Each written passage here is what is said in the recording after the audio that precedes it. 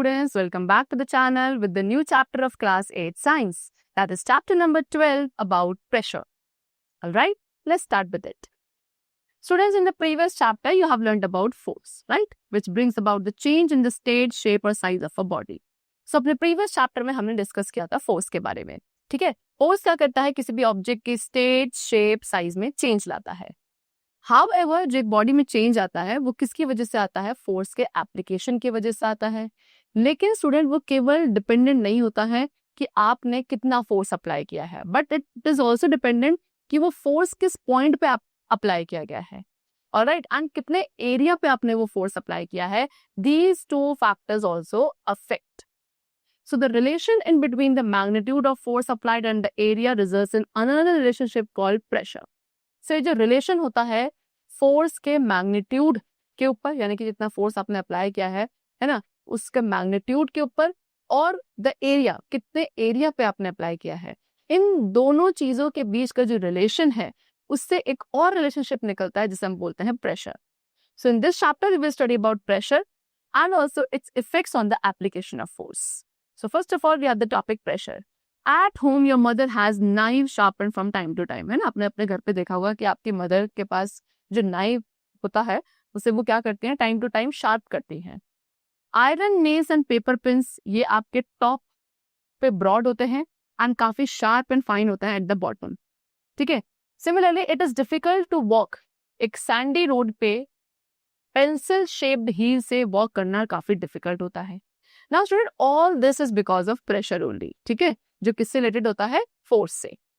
So the smaller is the area, ठीक है. जो दो ऑब्जेक्ट, दो बॉडीज एक दूसरे के कांटेक्ट में है, उन दोनों के जो वो एरिया है, एरिया ऑफ कांटेक्ट, वो जितना ज्यादा स्मॉलर होगा वहां पे उतना ज्यादा इफेक्ट ऑफ फोर्स होगा.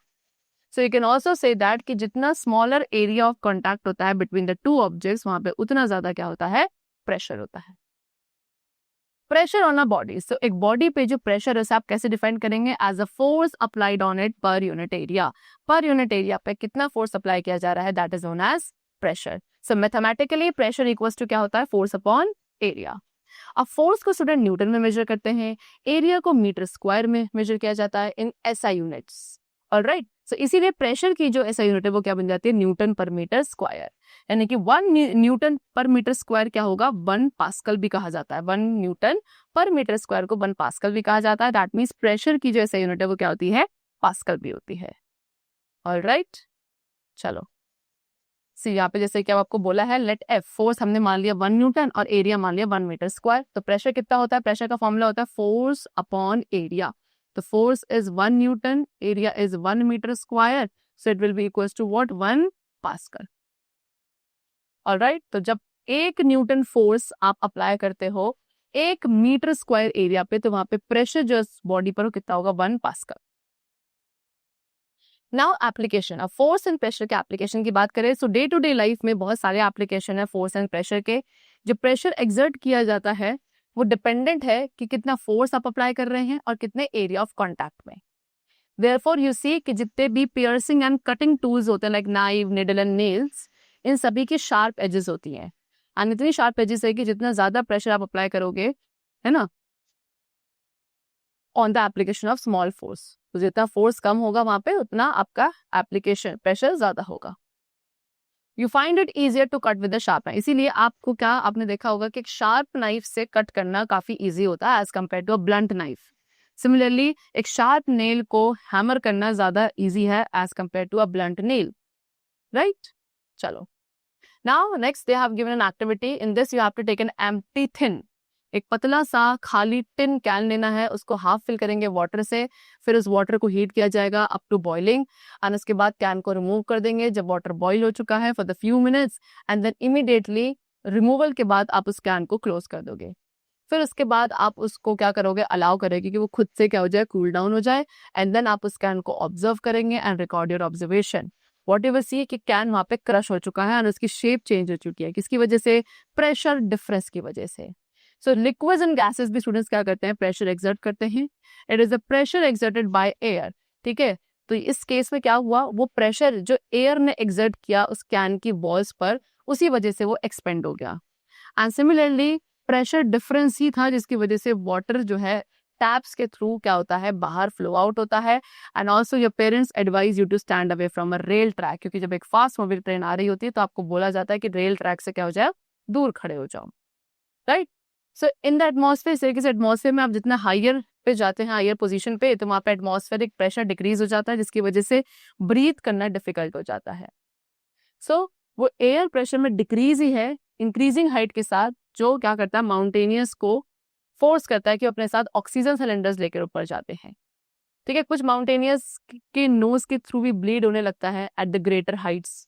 तो जब ब्लड वेसल्स में स्टूडेंट प्रेशर इंक्रीज हो जाता है एटमॉस्फेरिक प्रेशर से भी ज्यादा, तो वो ब्लड वेसल्स जो हैं वो बर्स्ट हो जाती हैं, जिसकी वजह से ब्लीडिंग शुरू होती है. नाउ स्टूडेंट, एयर प्रेशर को आप मेजर कर सकते हैं. ठीक है. Visit a nearby petrol pump or a filling station. What you will see कि वहां पे एयर प्रेशर को मेजर किया जाता है एयर प्रेशर मेजरिंग डिवाइस के थ्रू. ऑलराइट. चलो. So it is the air pressure only, air pressure ही है आपके व्हीकल्स के टायर्स में, जिसकी वजह से व्हीकल्स आपके रोड पे अफ्लोट रहते हैं. ऑलराइट. चलो. नाउ स्टूडेंट, इन लिक्विड्स, अब लिक्विड्स में जो प्रेशर है वो वेरी करता है विद द डेप्थ और द हाइट.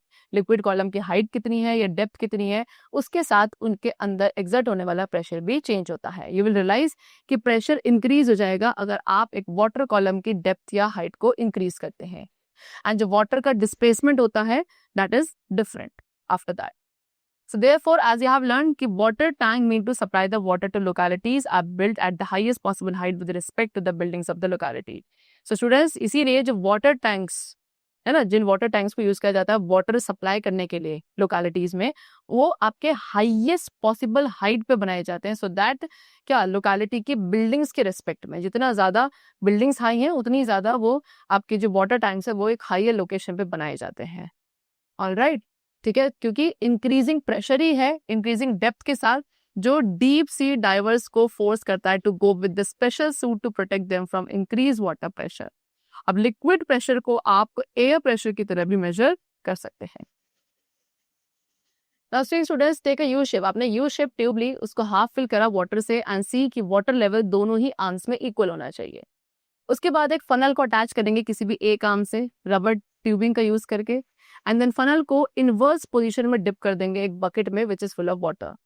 देन आपको वाटर लेवल पे डिफरेंस ऑब्जर्व करना है in both the arms of the tube. So as you go down, जैसे आप नीचे जाएंगे, जो आर्म में वाटर है ना, वो आर्म जो फनल से अटैच्ड है उसके अंदर वाटर डिक्रीज होता जाएगा, लेकिन दूसरे आर्म में इट विल इंक्रीज. सो जो इंस्ट्रूमेंट आप प्रेशर डिफरेंस मेजर करने के लिए यूज करते हैं उसे हम बोलते हैं मैनोमीटर. मैनोमीटर से एयर प्रेशर मेजर किया जाता है जिसे हम एटमॉस्फेरिक प्रेशर कहते हैं. And atmospheric pressure sea level पे नॉर्मल होता है, that is 760 mm on mercury scale. Now air pressure, अब एयर प्रेशर आपका डिक्रीज होता जाएगा जितना आप हायर जाएंगे एयर में, एंड इंक्रीज होता जाएगा जितना आप वाटर में डीप जाते जाएंगे. सो वो एयर प्रेशर डिफरेंसेस ही हैं जो आपके टेम्परेचर पे डिपेंडेंट होते हैं, एंड उसकी वजह से विंड्स आपकी ब्लो करती हैं एक पर्टिकुलर डायरेक्शन में. ठीक है. चलो. Now these days a more sophisticated instrument. आज के टाइम पे स्टूडेंट एक और काफी सोफिस्टिकेटेड इंस्ट्रूमेंट का यूज किया जा रहा है, दैट इज एन एरॉइड बैरोमीटर, जिससे एयर प्रेशर में जो मेजरमेंट है वो लिया जाता है. ऑलराइट.